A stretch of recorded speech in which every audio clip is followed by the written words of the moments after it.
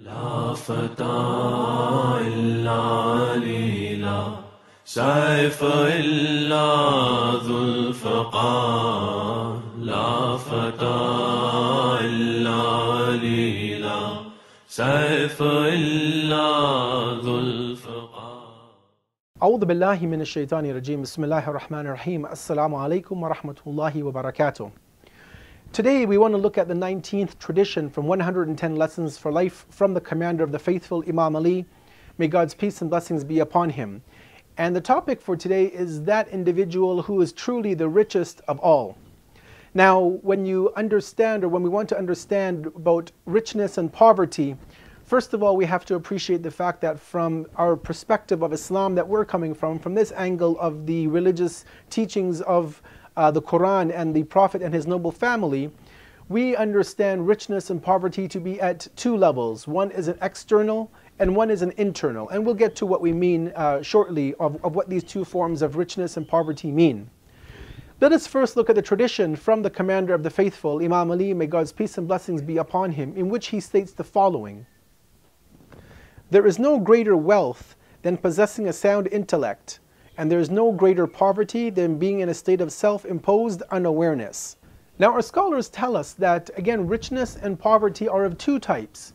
You have one which is based upon external factors. So for example, a person who is a millionaire or multi-millionaire, they are rich from the outward perspective.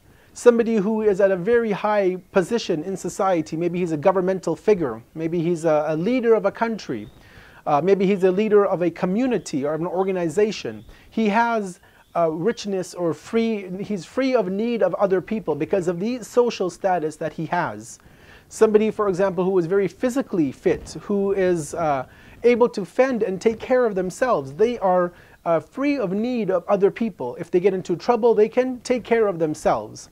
So at one level, this individual or these sorts of people who are affluent or who have power, who have status within society, and they are needless of other individuals, yes, at one level this may be important, but ultimately we see that even the richest of the rich, at one level they are poor in terms of if they don't have knowledge, if they need to go to experts to fill in a void that they have. So yes, they have wealth, which has kept them needless of other people's wealth, but they are poor in other aspects of their lives. Somebody who is physically fit, who can defend himself or herself physically, yes, they are free of need, they are self-sufficient in that area of life, but at the same time they are still in need again of doctors, of experts in a specific field. So their poverty lies in another area. And this again is the same for any of the traditions that we look at, any of the careers or paths in life that people seem to take.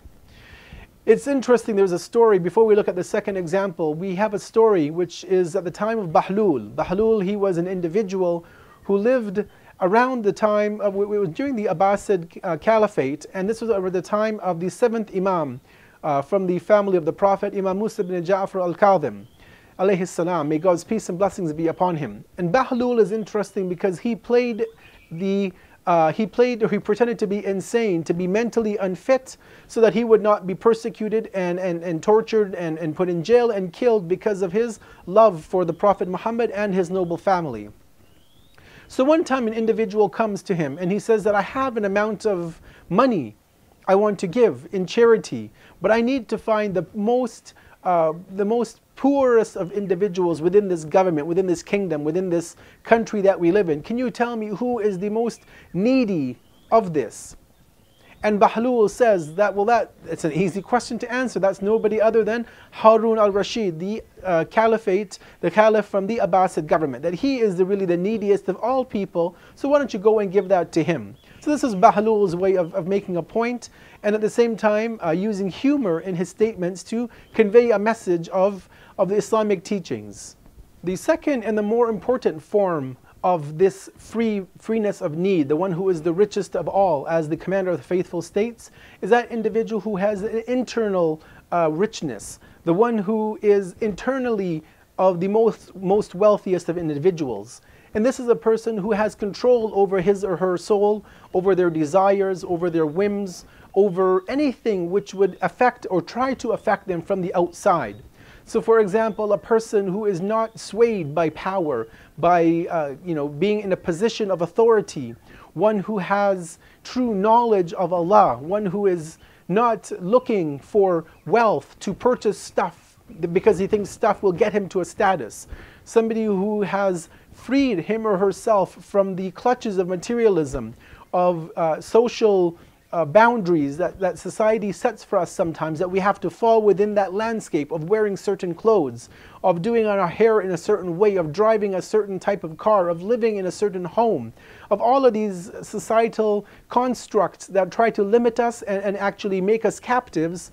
The commentator of the Hadith tells us that when you are at that level, when we reach that level of not worrying about other people, that we have our Islamic ethics that are building us up, that are keeping us real and in check, and that we are able to live fruitful lives based upon such teachings and such ethics and such morals, then actually we become the richest of individuals, because we're not looking to be enriched or to have our lives being dictated by other people.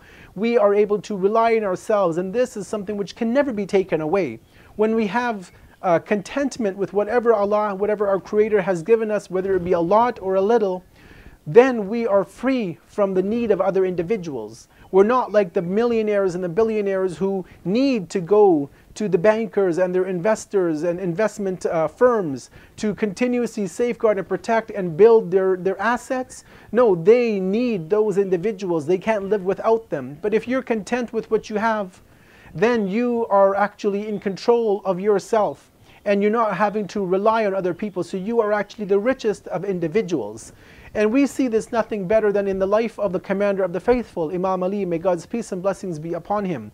That after the death of the Prophet Muhammad, may God's peace and blessings be upon him and his family, that for 25 years, that's a quarter of a century, the commander of the faithful sat quietly while his right of the caliphate was usurped. It was stolen by 3 individuals.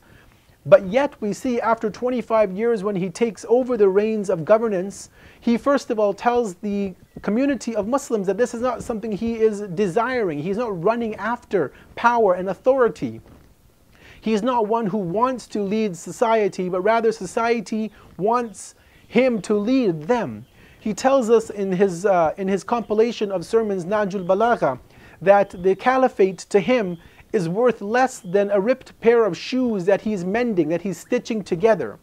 He tells us that the caliphate to him is worth less than the bone of a leper in the mouth of a pig.